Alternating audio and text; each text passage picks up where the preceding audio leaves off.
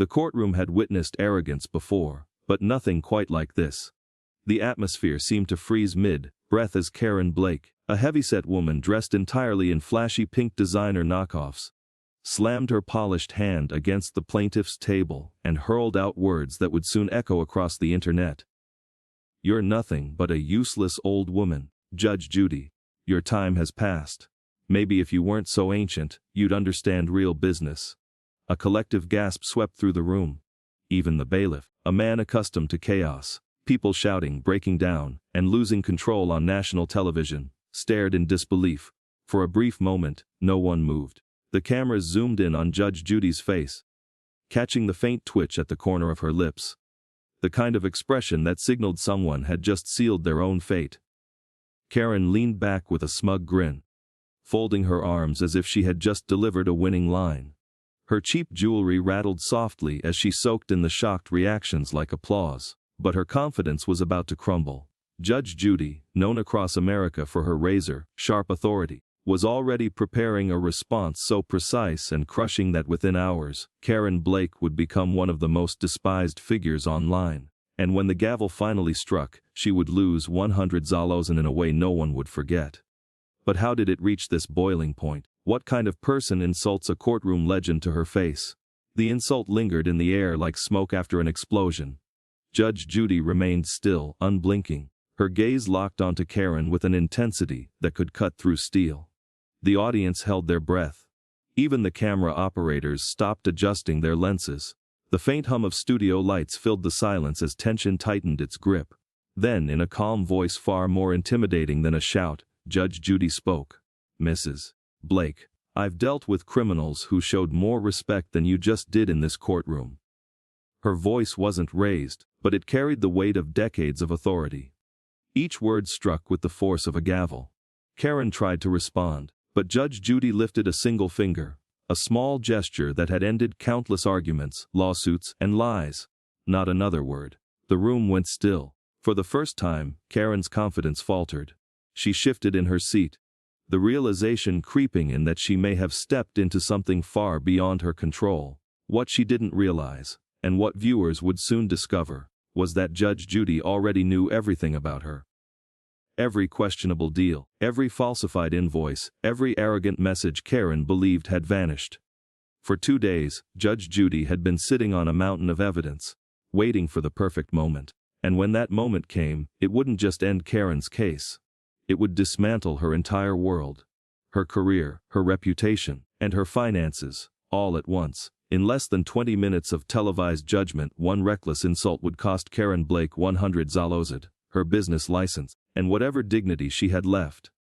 But before the gavel came down and the internet erupted, it's worth going back to understand who Karen Blake really was, and why she believed she could humiliate a judge without consequences. Before she became known as the woman who insulted Judge Judy, Karen Blake had built a reputation in her suburban neighborhood as Queen Karen. Not out of admiration, but because she ruled through gossip, manipulation, and calculated charm. She didn't grow up wealthy. Raised in a small Ohio town, her mother worked exhausting double shifts as a nurse, while her father disappeared early in her life. But Karen developed one powerful skill: she could talk her way out of anything. By the age of 22, she had mastered deception masked as confidence. She wasn't the most intelligent person in the room, but she made sure everyone believed she was. When she failed a business law course in college, she didn't study harder. She charmed the professor into changing her grade. When she was fired for falsifying client invoices, she shifted the blame onto a coworker and even forged her own reference letter. Karen wasn't a professional, she was a performer. To her, life was a stage, and everyone else was just part of the background. Over time, she climbed her way up through manipulation and shady tactics. A little deceit here, a few fake consulting charges there, and eventually she was running a small financial advisory firm that targeted elderly clients who rarely read the fine print. Her philosophy was simple: people won't fight back if you make them feel foolish enough to blame themselves. And for a while, it worked. She earned 6 figures through schemes that balanced dangerously on the edge of legality. Whenever someone questioned her, she overwhelmed them with complicated jargon, fake confidence, and threats of legal action. Her favorite targets were widows and retirees. People too kind or too tired to push back.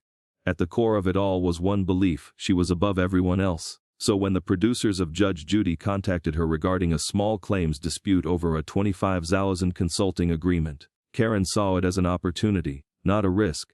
She imagined millions watching her dominate some knave client who dared to challenge her. She bought a new pink outfit, scheduled a salon visit, and even told her assistant, "I'm going to make that old judge look completely clueless." What she didn't realize was that she had just signed herself up for public humiliation. Because the man she thought was an easy target wasn't knave at all. He was exactly the kind of person Judge Judy would never allow to be exploited. And when his story came to light, the courtroom, and soon the entire internet, would turn against her. When Michael Reynolds walked into the courtroom, he didn't appear intimidating. He was soft-spoken, with graying hair at his temples, dressed in a simple navy suit that looked like it had been worn to too many interviews and somber occasions. But behind his calm blue eyes was something no con artist could imitate: integrity. That was something Michael possessed in abundance. He wasn't just another client. He was a 59-year-old small business owner who had spent 3 decades building a family-run furniture workshop from the ground up. The kind of man who still wrote handwritten thank-you notes and refused to charge more than something was truly worth. 6 months earlier, when his business hit a difficult stretch, a friend connected him with Karen Blake. She promised she could reorganize his finances and triple his profits within 90 days. She spoke with the authority of a Wall Street expert and the warmth of someone you instinctively trusted. She called him Mr. Reynolds, in a sweet, disarming tone that lowered defenses. She even visited his workshop, pretending to admire his craftsmanship, gliding her fingers over polished oak tables and saying, "See, Michael, I can make your business shine the same way you make this wood shine."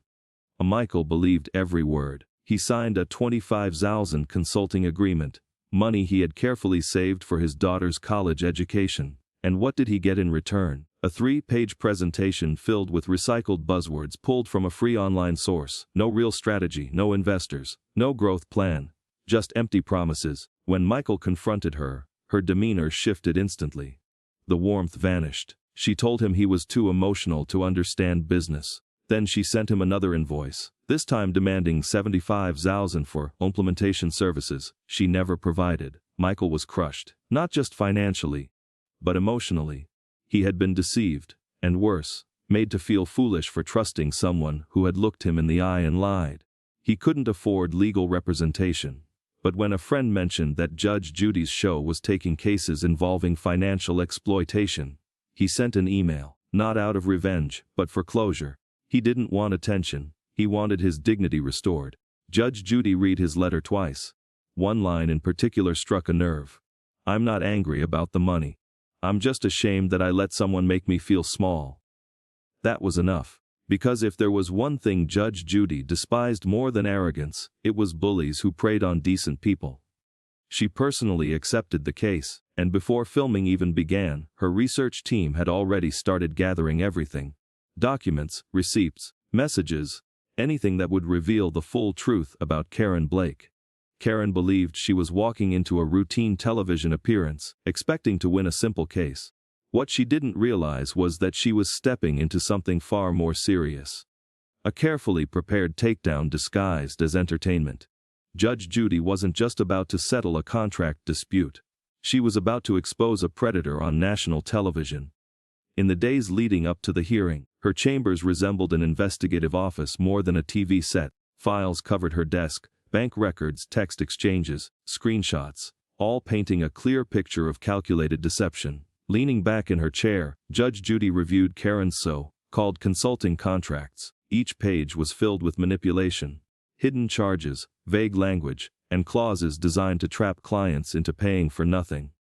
A textbook scam wrapped in business jargon, she muttered as she flipped through another page. And the arrogance to match. But the most damaging discovery was yet to come. Karen hadn't just been overcharging clients. She had been billing them twice through fake shell companies registered under her cousin's name. The money was being funneled into a secondary account tied to KBB Advisory Partners, a company that didn't even exist. And the biggest shock, The account was still active. Judge Judy's team had worked with the court clerk to verify recent transactions.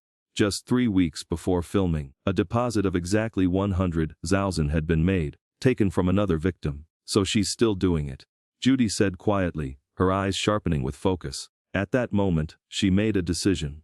This wouldn't be just another televised reprimand. This would be an exposure. A warning that would reach far beyond the courtroom. On the morning of filming, she called her bailiff over and said calmly, "Today, I want every camera ready. When I bring the gavel down, the world will see exactly what happens when arrogance collides with justice." Backstage, Karen was in full performance mode. She adjusted her pink blazer, practiced sarcastic remarks in the mirror, and even whispered to a producer, "I'm going to make that old woman look like she doesn't even understand her own show anymore." The producer simply smiled politely and sent a quick message to Judge Judy's assistant, "She's ready." By the time Karen stepped into the courtroom, everything was already in place. Every document had been verified, every fake invoice checked and cross-checked. The bailiff had been instructed to keep a sealed folder beneath the bench, one that contained the evidence that would completely dismantle her case. Karen had no idea that within the hour, that same folder would cost her 100,000, her business license, and her entire reputation. But for now, she still had her spotlight. And like so many before her, she was about to talk herself straight into disaster. The courtroom doors opened, and Karen Blake walked in as if she were arriving at a red carpet event rather than a legal proceeding. She moved with exaggerated confidence, her steps rehearsed, her posture loud with self-assurance. Her bright pink blazer shimmered under the lights, gold bangles clinking like warning signals, and her oversized designer bag, clearly a knockoff, swung at her side like a prize. Every movement said the same thing: she believed she owned the room. She glanced toward the cameras, flashed a practiced smile, and said just loudly enough for others to hear, "Let's make some television magic." Michael Reynolds, seated quietly at the plaintiff's table, didn't even acknowledge her. His attention remained fixed on a folder in front of him. Tucked inside was a photograph of his late wife. Karen noticed and smirked. "Oh, bringing props now. How adorable." A ripple of discomfort passed through the room. Even the bailiff gave her a disapproving look. But Karen was unfazed. She wasn't there for truth or fairness. She was there for attention. As the cameras started rolling, Karen leaned back in her chair, casually chewing gum like a bored teenager. She kept glancing at her phone between moments, acting as if the entire proceeding was beneath her. When the bailiff called out, "I'll rise for Judge Judy," Karen barely reacted. She stood halfway, rolled her eyes, and muttered under her breath. About time the dinosaur showed up. A wave of shock moved through the audience. Judge Judy entered with her usual composed authority, her presence instantly commanding the room. Her robe moved with quiet power, like a storm gathering strength. She didn't look at Karen, not yet. She didn't need to. She already understood exactly who she was dealing with. "Be seated," she said, her voice cutting cleanly through the tension. Karen dropped into her chair with an exaggerated sigh, as if the entire situation were an inconvenience. She seemed unaware, or unconcerned, that every smirk, every dismissive glance, every ounce of arrogance was being captured on camera. Judge Judy opened the case file, her expression impossible to read. "Ms. Blake, you are suing Mr. Reynolds for an additional 75,000 in what you describe as continued consulting fees. Is that correct?" Karen straightened slightly, flashing a polished but artificial smile. "That's correct, Your Honor. Mr. Reynolds breached our agreement by ending services early and damaging my firm's projected revenue." Her delivery was smooth, rehearsed, and confident, the kind of performance meant to sound impressive at a surface level. She gestured as she spoke, almost as if she were presenting on stage rather than testifying in court. Judge Judy listened in silence, her gaze fixed on Karen the entire time. When Karen finished, Judy turned her attention to Michael. "Mr. Reynolds." Michael stood, adjusting his tie. His voice was calm, but steady. "Your Honor, I paid Ms. Blake a 25,000 for services that were never delivered. All I received was a few vague pages of advice. Then she demanded another 75,000. He paused briefly. I tried to resolve it privately. I sent emails. I called. Her response was, 'That's the price of doing business with a professional.'" Karen laughed lightly, waving it off. "Oh, come on. That's just an expression. He's exaggerating. Judge Judy's eyebrow lifted slightly. A subtle warning sign familiar to anyone who had ever watched her. Ms. Blake, she said evenly. Are you suggesting it is acceptable to take payment, fail to provide the service, and then demand additional money? Karen smiled, completely missing the weight behind the question. It's called business strategy, Your Honor. Something people your age might not fully understand. The room went still. Michael stared in disbelief. The audience visibly tensed, as if bracing for impact. Karen had just crossed a line, and she didn't even realize it. Judge Judy didn't react immediately. She remained calm, composed, because she understood something Karen didn't. The higher the arrogance, the harder the fall. Karen leaned back again, that same self-satisfied smirk fixed on her face. The cameras captured every second. Judge Judy adjusted her glasses slightly and spoke in a quiet, controlled tone. Ms. Blake, repeat what you just said. Karen didn't hesitate. I said people your age might not understand modern business. It's not an insult, it's just reality. I mean, you're what, in your 70s? Times change. Another louder gasp filled the room. Someone in the audience whispered. She really just said that. Judge Judy remained completely still, which only made the moment more intense. It was the kind of silence that signaled something serious was coming. Ms. Blake, she said softly, you are in a courtroom. You will address me as Your Honor, and you will conduct yourself with respect. Karen rolled her eyes, her tone dripping with sarcasm. Of course, Your Honor, whatever helps you feel important. The tension thickened instantly. Even the bailiff subtly shifted his stance, stepping forward just slightly. Judge Judy tilted her head. You believe age makes someone irrelevant, Ms. Blake. Karen shrugged casually. It's not personal. This show has been around forever. Maybe it's time for something new, fresh faces, younger perspectives. Her words hung in the air, sharp and toxic. Judge Judy glanced briefly at the folder in front of her. The one filled with contracts, hidden transactions, and a growing list of victims. Interesting, she said quietly. Because I may be an old woman, but I'm still capable of recognizing a scam when it's sitting right in front of me. Karen laughed dismissively. A scam? Please. I'm a professional. You're just a retired judge playing television. That sentence hit like an explosion. The audience gasped. Michael's pen slipped from his hand. Even the bailiff muttered under his breath. That's it. Judge Judy slowly removed her glasses, her eyes locking onto Karen with precise intensity. A retired judge playing television, she repeated. Is that what you believe? Karen, still unaware of the gravity of the moment, smirked again. That's what everyone thinks. The bailiff took a step forward, but Judge Judy raised her hand slightly. It's all right, let her continue, she said calmly. I want everyone to see exactly who she is. Karen hesitated for a brief second, confused by the calm response. What she didn't understand was that she had just reached the point of no return. Judge Judy wasn't interrupting anymore. She was letting Karen expose herself, completely, publicly, and in real time. The insult had already been delivered. Now it was time for the truth to answer back, because within the next minute, Judge Judy was about to open a sealed folder, and everything inside it would tear away every lie, every dollar, and every layer of arrogance Karen Blake was hiding behind. The tension in the courtroom was suffocating. Judge Judy said nothing at first. She simply reached beneath the bench and pulled out the folder the bailiff had kept hidden since the start of the hearing.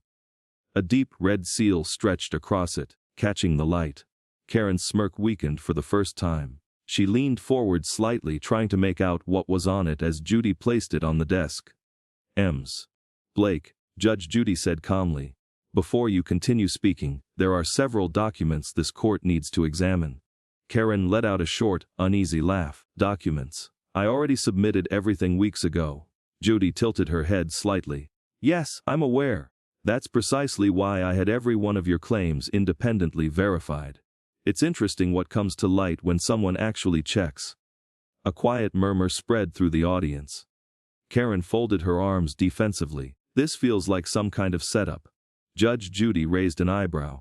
No, Ms. Blake.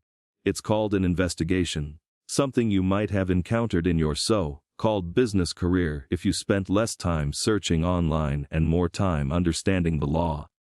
She opened the folder and lifted the first page. A bank record. The courtroom screens lit up, displaying it clearly. This, Judy said, tapping the document, is your primary account under Blake Financial Solutions. She lifted another sheet. And this is a second account. KBB Advisory Partners. Correct. Karen froze for a split second. That's a subcontractor, standard practice. Judge Judy gave a faint, knowing smile. Except that subcontractor doesn't exist. It's a shell account that leads directly back to you. The room reacted instantly. Gasps, whispers, disbelief. Even Michael looked stunned. Judy turned another page. Now, these deposits, from 3 separate clients, all processed on the same day, total $100,000, as she looked directly at Karen. Would you like to explain why 3 different clients were charged for what appears to be the same exclusive consulting package? Karen's voice faltered. That's not accurate. Those are separate. Judge Judy cut her off. They are identical invoices. You didn't even change the file name. Metadata confirms all 3 were created within 5 minutes of each other from the same template. Karen's hands began to shake. Under the bright lights, her polished appearance started to crack. She tried to respond, but no words came out. Judge Judy placed the papers down and looked up, her expression steady. You walked into this courtroom and insulted me. You called me a useless old woman. A pause. And yet, this useless old woman just uncovered $100,000 worth of fraud tied directly to you. A wave of whispers rolled across the room. Karen's breathing became uneven. The camera zoomed in as panic replaced her earlier confidence. But Judge Judy wasn't finished. She leaned forward slightly, her voice lower now, sharper. And that's only part of it. My team contacted your previous clients. 3 of them confirmed the same pattern. No refunds, legal threats when they questioned you. Another pause. One of them stated that you told a widow she should read contracts more carefully instead of blaming you. A voice in the audience muttered, "Whoa." Karen clenched her jaw. This is irrelevant. Judge Judy slammed her hand down on the desk. The sound echoed through the courtroom. It is entirely relevant when your business model depends on deception, and when you believe age gives you the right to disrespect others. Silence fell instantly. Even the bailiff straightened. Then Judge Judy turned toward Michael. "Mr. Reynolds, please stand." He did. "There is someone here who would like to speak about Ms. Blake's business practices." The courtroom doors opened. A woman stepped inside, silver-haired, composed, holding a manila folder tightly in her hands. Karen's face lost all color. "No, that's not possible. She shouldn't be here." The whispers spread quickly through the audience. Judge Judy allowed herself the slightest hint of a smile. "Oh, she's very real, Ms. Blake. And I believe she's about to explain exactly how you took her life savings." The energy in the room shifted completely. What had once looked like confidence now looked like collapse waiting to happen. The woman approached the stand with calm, deliberate steps. She wore navy blue, her hair neatly tied back, her expression steady and focused. No drama, no hesitation. Just truth. "Please state your name for the record," Judge Judy said, her tone now measured and respectful. "Margaret Hale," the woman replied. "Former client of Karen Blake." Karen's chair scraped loudly as she half stood. "Objection. This wasn't, she's not, this isn't." Judge Judy raised her hand. "Sit down, Ms. Blake." Karen froze, her voice catching in her throat. "Ms. Hale, you may continue." Margaret nodded once. "Your Honor, I hired Ms. Blake after my husband passed away. She told me she could grow my retirement funds, said my portfolio could double within 6 months." Her voice wavered slightly, but she continued. "I trusted her." The courtroom remained completely silent. "I gave her $75,000. It was everything I had after selling my home." Karen's lips parted. Her breathing shallow. "That was a misunderstanding." "No, it wasn't," Margaret said firmly, turning to face her. "You took my money, you never invested it, and when I asked for it back, you threatened legal action." Her voice hardened. "You told me I had signed away my right to question you." Each word hit harder than the last. Michael clenched his jaw.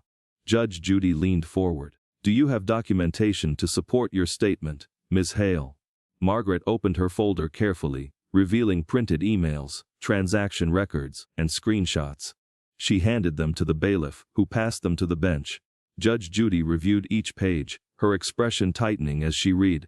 Finally, she lifted one document. Ms. Blake, did you write this email? Karen swallowed, her voice unsteady. That's taken out of context. Judge Judy read aloud. If you're too senile to understand the terms of a contract, that's your problem, not mine. The courtroom erupted in gasps. A voice from the back whispered, she's finished. Karen scrambled to recover. That was a joke. You called a grieving widow senile. Judy fired back. You took her entire savings and now you want to pass it off as a joke. The courtroom burst into noise. Gasps, whispers, disbelief rolling through the crowd. Karen's voice cracked with panic. She's lying. She's just bitter. These people don't understand how real business works. Judge Judy's eyes sharpened. Business. What you're doing isn't business. It's exploitation. The word hit hard. Judy turned toward the bailiff. Mr. Bird, play the video. Karen's head jerked up. What video? The screens flickered on. A hidden recording appeared. Security footage from a cafe. There was Karen, unmistakable in her bright pink blazer, casually sipping coffee across from a man. Her voice played clearly. These older clients are basically gold mines, she said with a laugh. They never read anything. Half of them don't even know what they're signing. It's easy money.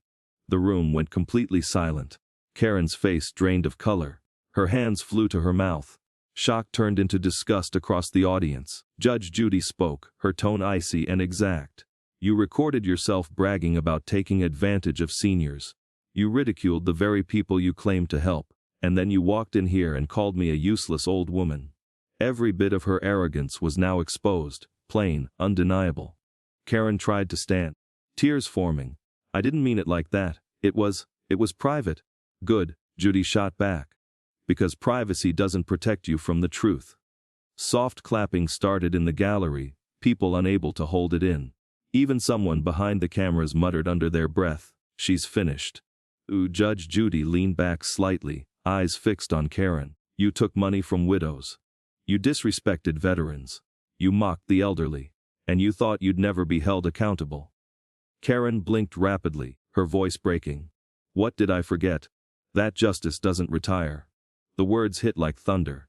The entire room reacted at once, energy surging, tension snapping. Now all eyes were locked on Judge Judy. Karen sat shaking, her confidence completely gone. The bright blazer that once screamed control now looked like a disguise falling apart. Mascara streaked down her cheeks as her hands trembled. Judge Judy neatly arranged the evidence in front of her. The emails, the fake invoices, the bank records, the cafe footage. Each piece sealed Karen's fate. Then she looked up. Ms. Blake, she began, her voice rising with controlled force. You walked into this courtroom claiming professionalism. You demanded a $75,000 for services you never performed. A pause. But what I see is not a professional. What I see is a fraud hiding behind polished language and flashy presentation. The audience murmured, some beginning to clap before the bailiff signaled for quiet. Judy continued, sharper now. You exploited grief. You targeted the elderly. You used fabricated contracts to funnel over 100,000 through multiple accounts. You mocked your clients, you mocked their age, and you mocked this court. Karen's lips trembled. Your Honor, please. No, now you listen. Judy's hand struck the bench, the sound echoing through the room. You called me a useless old woman. Well, this useless old woman has just uncovered enough evidence to refer this matter for a federal investigation. Because what you've done is not just unethical, it's criminal. Gasps spread instantly. Michael straightened in shock. Margaret covered her mouth, tears falling, not from pain this time, but relief. Judge Judy's voice dropped, quieter now, but far more intense. You think age is weakness. Let me correct you. Age is experience. Age is clarity. Age is the ability to see through people like you before you even finish speaking. She leaned forward slightly. You think manipulation makes you smart. It doesn't. Real intelligence is understanding that truth always wins. And the people you underestimated, the seniors, the widows, the veterans, are the ones who hold everything together. Karen broke down, her voice shaking. I didn't mean. You meant every word. Judy cut in. You laughed about taking from people who trusted you. You bragged about being untouchable. And then you stood here and called me useless. A pause. The only useless thing in this courtroom, Ms. Blake, is your moral compass. The room didn't erupt loudly, but the energy was overwhelming. Everyone felt it. Judge Judy leaned forward one final time, her tone now firm and final. Here is my ruling.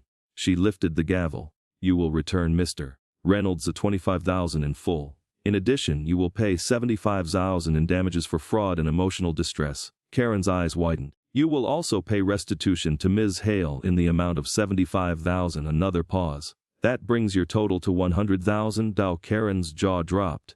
What? You can't. Oh, I can. Judy replied calmly. And I just did. She held Karen's gaze. And while you're figuring out how to repay that amount, the recording of you describing seniors as easy money will be forwarded directly to the district attorney for review. You called a grieving widow senile. Judy fired back sharply. You drained her savings and then had the nerve to laugh it off like it meant nothing. The room burst into noise. Gasps, whispers, disbelief spreading like wildfire. Karen's voice cracked as panic crept in. She's lying. She's just bitter. None of these people understand how business works. Judy's stare hardened. Business. What you're doing isn't business. It's exploitation. The word hit with crushing weight. She turned slightly. Mr. Bird, play the recording. Karen's head jerked upward. What recording? The screens lit up. A hidden camera clip flickered to life, security footage from a cafe. There she was, unmistakable in her pink blazer, casually sipping coffee with a man. Her voice rang out clearly. These elderly clients are basically gold mines. She laughed. They never read anything. Half of them don't even know what they're signing. Easy cash. Silence swallowed the courtroom. Karen froze, her hands flying to her mouth. Shock rippled through the audience. Judy's voice turned icy and precise.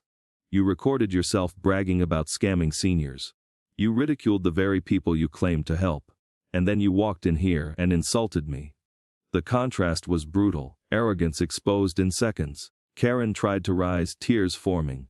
I didn't mean it like that. It was just a private conversation. Then it's fortunate that truth doesn't hide behind privacy.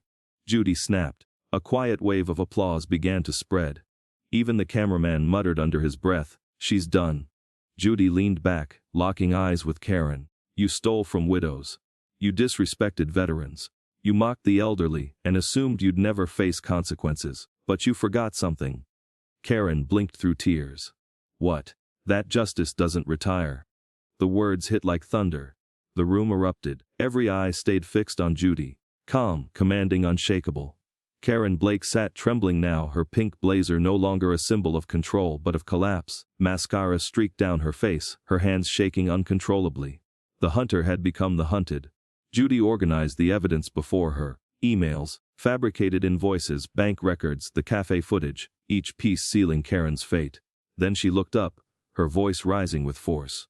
Miss Blake, you walked into this courtroom pretending to be a professional, demanding our $75,000 for work you never performed. But what stands before me is not a professional. A pause. It's a fraud dressed in designer clothing.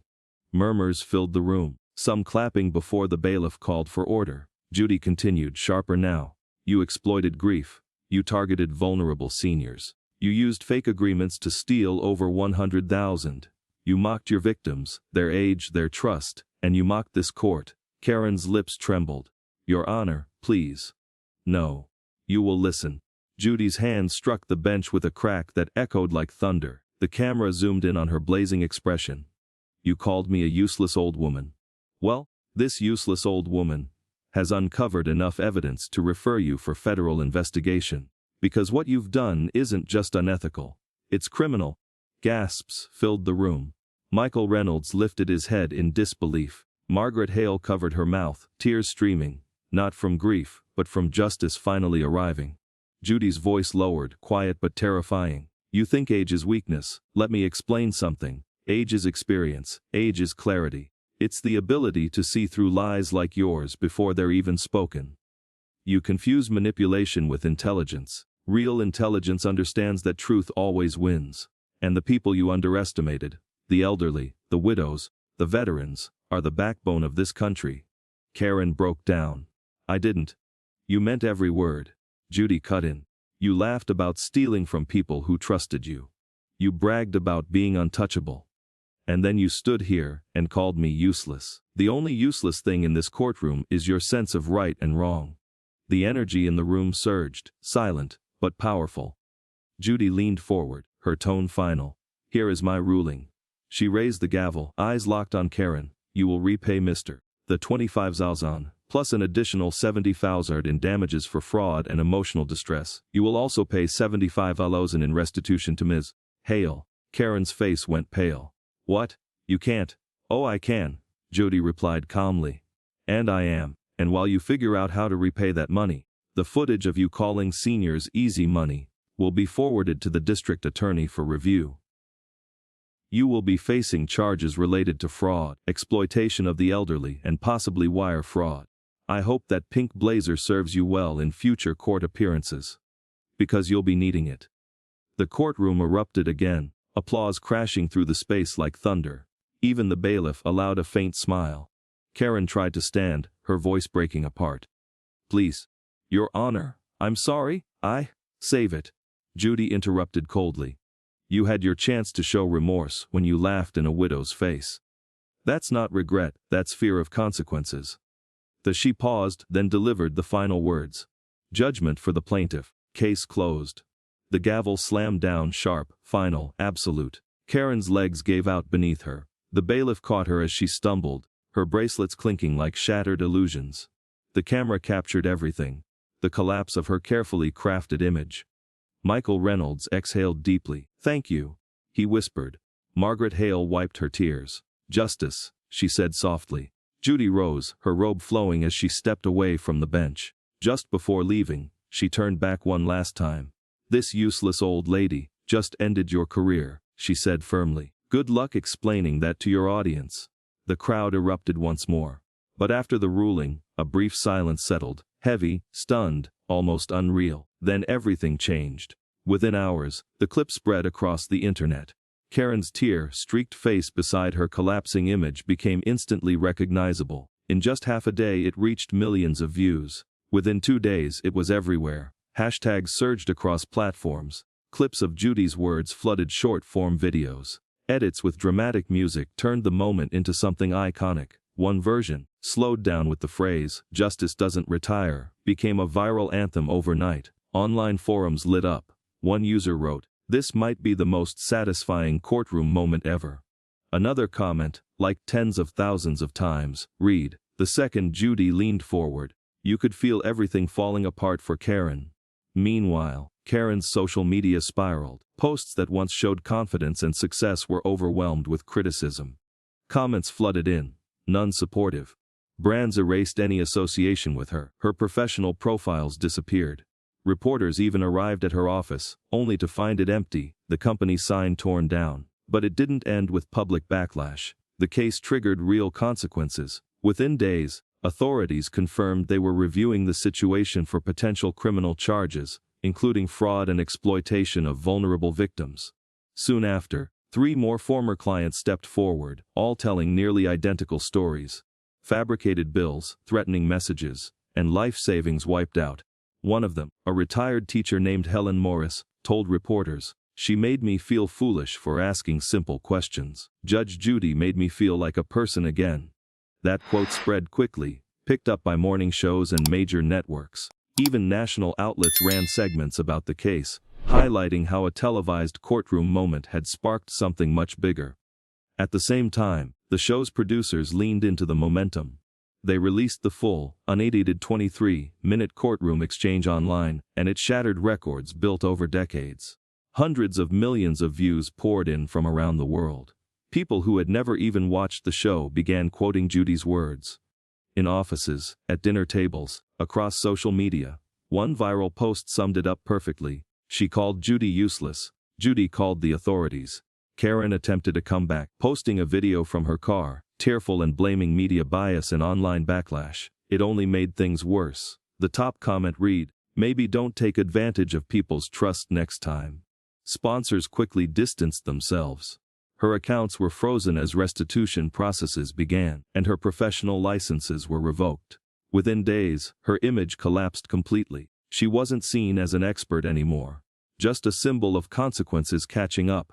But while her world fell apart, Something positive was growing. Michael Reynolds received an overwhelming wave of support. Messages poured in from veterans, widows, and small business owners thanking him for standing firm. A fundraiser was even created to help rebuild his business, but he chose to donate half of it to organizations supporting elderly fraud victims. Margaret Hale found a new purpose as well. She launched a podcast called Silver Justice, where she spoke with seniors about financial scams and how to protect themselves. Within a few months, it gained massive traction, drawing hundreds of thousands of listeners. Judy's closing words, "Justice doesn't retire," took on a life of their own. The phrase appeared everywhere on merchandise, in speeches, even in academic discussions. Late-night hosts quoted it. Law professors analyzed it. One university even used it as the title of an ethics lecture. Then came an unexpected twist. A few weeks after the ruling, reports surfaced that Karen Blake had filed for bankruptcy. Her assets, including her car, her condo, and luxury items, were being seized to fulfill court-ordered payments. When asked for comment, Judy's team responded simply, "The court has spoken." No spin, just consequences. As the spectacle faded, the deeper message remained. This wasn't just about one person's downfall. It became a warning to every manipulator who believed they were beyond accountability. What started as a single courtroom confrontation evolved into something far greater, a reminder that honesty, patience, and truth can still prevail. Within weeks, commentators were calling it the Judy effect. Lawmakers referenced the case while proposing stronger consumer protection measures. Financial ethics boards began reviewing stricter guidelines for advisors working with retirees. Community centers started hosting workshops teaching people how to read contracts and avoid scams. Churches shared the viral clip during gatherings to raise awareness. Even high school business classes used it as a lesson in integrity. About a month later, Judge Judy addressed a group of veterans. She didn't talk about fame or ratings, she spoke about responsibility. The law can't eliminate greed, she said, but it can shine a light so bright that greed has nowhere left to hide. The audience stood, not for a television personality, but for the idea that fairness still mattered. Michael Reynolds returned to his shop, where customers came from nearby towns just to thank him. Behind his counter, he displayed a framed photo of Judy with the words, "Justice doesn't retire." Margaret's podcast grew into something even bigger, eventually collaborating with agencies to help train officials in identifying elder fraud patterns. She didn't just share her story, she turned it into a tool to protect others. As for Karen Blake, she vanished from public attention. But not from consequence. Her case began appearing in legal discussions as an example of ethical failure. One professor summed it up clearly. She lost money in court, but her arrogance cost her everything else. For millions who watched, the message was simple, but powerful. You can't force your way through integrity. You can't fake compassion forever, and you can't underestimate experience without facing the outcome. That's why the clip kept spreading. Not just because it was dramatic, but because it felt true. People wanted to believe that justice still worked. Every share, every comment carried the same quiet sentiment: gratitude. But the story didn't end there. As one fraudster fell, another was already waiting. Bolder, more reckless, ready to test the limits once again. The episode ended, but its impact didn't. It carried forward, growing with every viewer. The final image returned, Judy at the bench, gavel in hand, expression steady.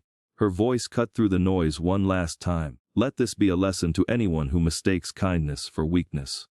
Respect isn't built on fear or money, it's built on decency. Remember that, and you won't find yourself sitting here. The screen faded to black. A calm voice followed, measured and reflective. What did you feel when the gavel came down? Relief? Anger? Maybe both.